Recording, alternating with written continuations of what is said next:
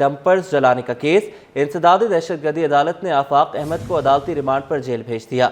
Prosecutor ने मौक़िफ़ अपनाया कि आफाक अहमद के कहने पर डंपर जलाए गए। जज ने इस्तफसार किया कि काम की बात करें, दफ़ा 144 पर इंसदादी दहशतगर्दी कैसे लग सकती है। मजीद कहा कि डंपर जलाना खौफ फैलाना है, इसीलिए दहशतगर्दी की दफ़ा लगाई जाए। प्रोसिक्यूटर का यह जवाब है, जब तक भारी जुर्माना नहीं होता कोई फ़ायदा नहीं होगा। जज के ये रिमार्क्स हैं। कहा, आफाक अहमद कहाँ हैं, सुना है आप अच्छा बोलते हैं, बदकिस्मती है कि कौम ने आपसे फ़ायदा नहीं उठाया। इसी पर तफसीलात बताएंगे मजीद जवाद आसिफ।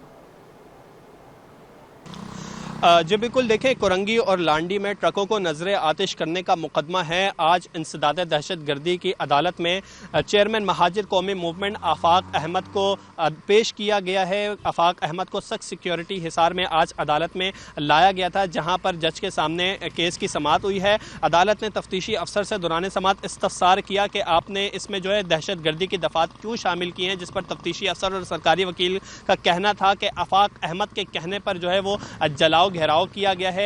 आफाक अहमद की जानिब से इश्तिआल अंगेजी की गई है, लिहाजा आफाक अहमद का जो है वो रिमांड दिया जाए। अदालत ने यह भी कहा कि आप रिमांड क्यों चाहते हैं, जिस पर उन्होंने कहा कि जो ट्रक जलाया गया है उसमें लाखों की चीनियों की जो बोरियां हैं वो मिसिंग है, एक कंडक्टर और जो है वो हमें खदशा है कि एक ड्राइवर भी मिसिंग है, उसके बारे में भी जो है वो तफ्तीश करनी है। तहम अदालत ने मुलजिम आफाक अहमद को अदालती रिमांड पर जेल भेजने का हुक्म सादिर कर दिया है, जिसके बाद आफाक अहमद के वकला की जानिब से अदालत में ही ये जो दोनों मुकदमात हैं जो लांडी और अवामी कॉलोनी थाने में दर्ज थे, इन पर इनके लिए दरखास्त जमानत दायर कर दी गई, जिस पर अदालत ने तफ्तीशी अफसर और इस्तगासा को 14 फरवरी के लिए नोटिस जारी कर दिए हैं। जबकि अदालत आफाक अहमद की जानिब से एक और दरखास्त दायर की गई थी, जिसमें जेल में बी क्लास की सहूलियात फराहम करने की इस्तदा की गई थी। अदालत ने आफाक अहमद की वो दरखास्त भी मंजूर कर ली है, जिसके बाद जब पुलिस आफाक अहमद को इंसदाद दहशतगर्दी की अदालत से बाहर लेकर आई तो कारकुनान की बड़ी तादाद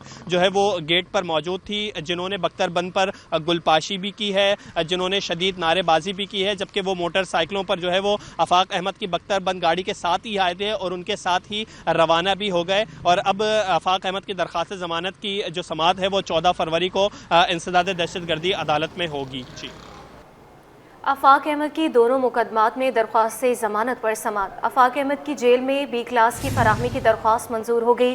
पुलिस चेयरमैन महाजर कौमी मूवमेंट आफाक अहमद को अदालत से लेकर जेल रवाना हो गई। अदालत ने तफ्तीशी अफसर इस्तगासा को नोटिस जारी कर दिया है। बताते चलें कि अदालत ने तफ्तीशी अफसर इस्तगासा को नोटिस जारी कर दिए हैं। शहर के लिए आवाज़ बुलंद करने पर सज़ा दी जा रही है। चेयरमैन महाजर कौमी मूवमेंट आफाक अहमद की ये मीडिया से गैर रस्मी गुफ्तगू थी। उन्होंने कहा कि शहर में जानलेवा गाड़ियाँ दंदनाती फिर रही हैं। मजीद उन्होंने क्या कहा, आइए आपको सुनवाते हैं।